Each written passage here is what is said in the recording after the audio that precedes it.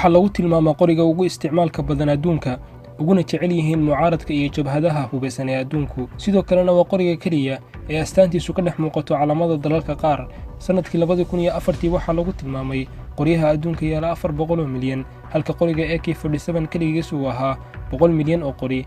kusoo dhawaada daawadayaal, muuqaalan ku eegi doono hindisihii qoriga AK-47 Mikhail Kalashnikov.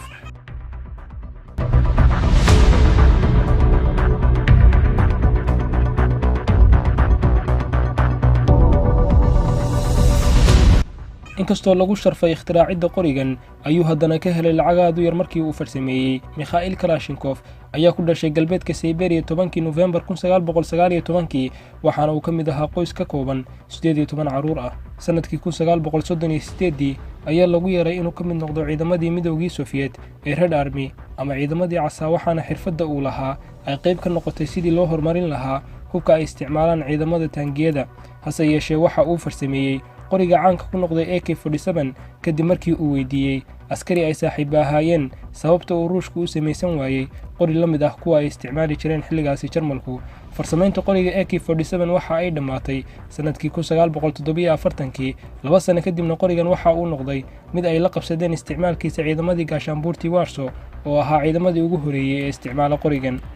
75 milyan oo qoriga AK-47 ah ayaa la soo saaray intii u dhaxaysay 1994 ilaa 2015. sidoo kale 25 milyan oo qori oo ah isla qoriga AK-47 ayaa iyana la soo saaray, iyadoo sanadkii 2004 qoryaha dunida yaal lagu sheegay 500 milyan oo 100 milyan oo ka mid ah ay yihiin qoriga AK-47. waxaa si rasmi ah u adeegsada qorigan ciidamada 106 dowladood oo adduunka ah, halka 30 dal oo ka mid ah ay ku sameeyaan dalalkooda.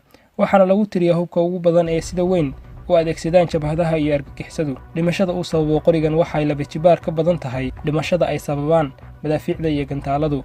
askarigii hindisay qorigan waxaa la siiyey bilado badan oo ay ka mid ahaayeen Order of Lenin iyo The Hero Socialist Labor, laakiinse nasiib darro wuxuu ku beelay maqalkiisii tijaabooyinkii badnaa ee uu ka samayn jiray qorigan. Kalashnikov waxa uu diiday inuu aqbalo mas'uuliyadda dhimashada dad badan oo qorigan uu ikhtiraacay lagu dilay, waxaana uu ku eedeeyey siyaasadda dalalka kale ee caalamku inay sabab u tahay dhimashada uu sababo qoriga AK-47. aad ayay ii dhibtaa markaan arko dad dambiilayaal oo ridaya qoriga aan ikhtiraacay, ayuu yidhi Kalashnikov sanadkii 2008. waxaa lagu tiriyaa 3 hindise ee ugu saamaynta badnaa adduunka qarniga 20aad.